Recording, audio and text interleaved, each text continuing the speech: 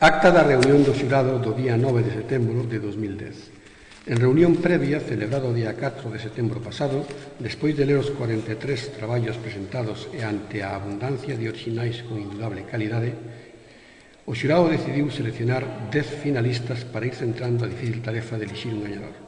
Os finalistas foron os libros que se relacionan por orde de presentación: Outono en Alfabil,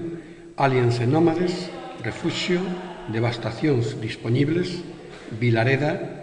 O libro das mentiras, Galicia en bus, Código Morse, Amnamnese, Tardes Malva. Na reunión de hoxe decidiuse por unanimidade adxudicarlle o terceiro premio de poesía Victoriano Taibo, entidade local de Morgadáns, ao poemario titulado Devastacións dispoñibles, do que é autora María Goretti Fariña Caamaño, domiciliada en Avenida Xoán Carlos I, número 2 de Vilagarcía de Arousa, valorando o lirismo que co